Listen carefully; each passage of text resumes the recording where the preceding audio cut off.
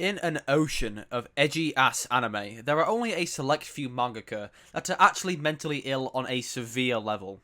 A lot of people think that having a crazy mangaka means they're, I don't know, killing characters too much and showing a bunch of grape. Completely wrong.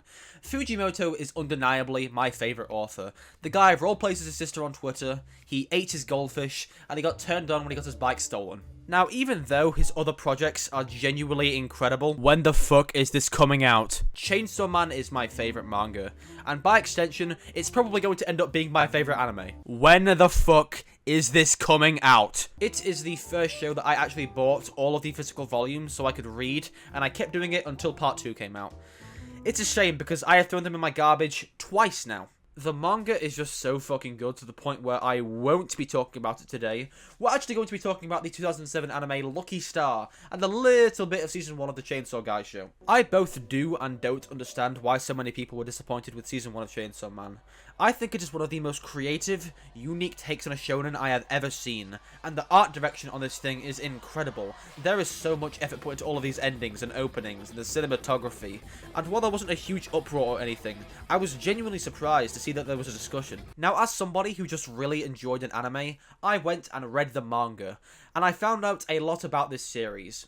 I realised that this was going to happen no matter what. This is the most anticipated manga to anime adaptation, maybe ever. Chainsaw Man is so stylistically unique in so many glaring and subtle ways that I can kind of see why you would be unhappy. However, if you're mad at the 3D... well, put some girls band cry on and quit being a little fucking bitch.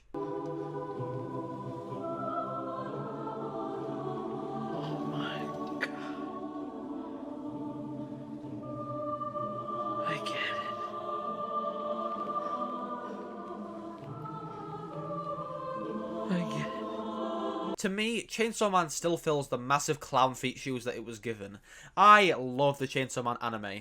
Every episode that came out, I had enough thoughts that it could have been one of those fucking Lucky Star skits where they talk about something for 10 minutes, and it just starts dragging on. Fujimoto is showing you a very twisted world through the lens of a very twisted kid. See, I can call him that because I am 1 year older than him. It is set up very early that this is going to be a show about Denji and his desire for connection with people. This guy has an I wanna be king of the pirates moment with touching boobs. It was at this point that I knew that this is going to be a very fucking good show. And we see him essentially jump through hoops for people in a desire for connection. And these hoops are just crazy. Killing the gun devil, jumping into infinity, fighting the tip milk demon. And while the start of this show is really quite reminiscent of other shonen, the further you get into this show, the more unhinged the plot and characters get. We see this plot begin to slowly unfold as Denji immerses himself into the shadiest organization in the world ever. If you're into oh shit moments, you're gonna be happy. This is a fast-paced trip that is so crazily unforgiving at times. The power system is completely unfair, and it amazingly gives the powers such weight. This show will throw so many fucking curveballs at you. In episode 8 alone, you'll be feeling like you're in the baseball episode from Champloo. And somehow, this is a very touching show.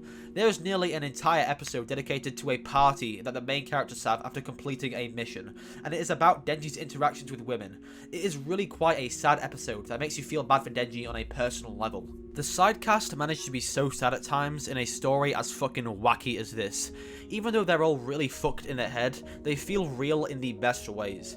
Himeno's story is so short, and yet she feels three-dimensional. The impact that she leaves on Aki is heartbreaking. Denji, Power, and Aki all have some really sad moments, despite the title of this show literally being Chainsaw Man. But fuck all that little baby shit. The real best part about this show is how raw it is.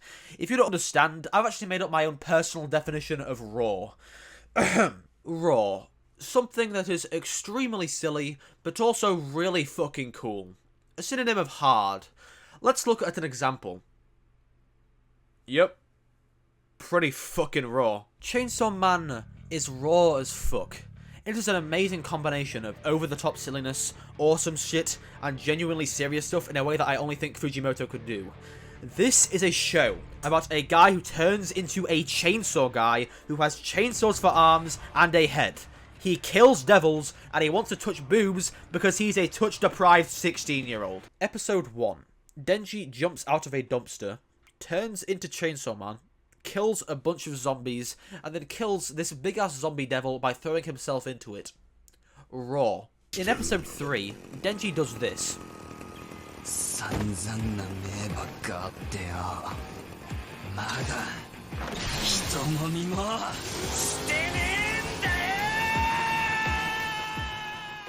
He's talking about boobs. Power is the blood devil who is possessing some girl, and she talks like an 18th century intellectual despite being a complete fucking idiot. She's also the best character. The villain for this season's finale is Chainsaw Man, but make him katanas. That's Katana Man. In the fight, Denji puts a chainsaw into his leg instead of his arms, and he cuts the dude straight in half. How fucking raw is that? And the adaptation knows that a lot of these iconic, raw as shit moments are going to be hard to adapt, but it still manages to make these moments great with its own twist. So many of these shots are done so well. Aki's backstory, this train scene, most of the shit with Makima in it, fight scenes, the con moment, a 3-minute scene of Aki's morning routine, Himeno's drunken routine, and obviously what's her name calling the snake away.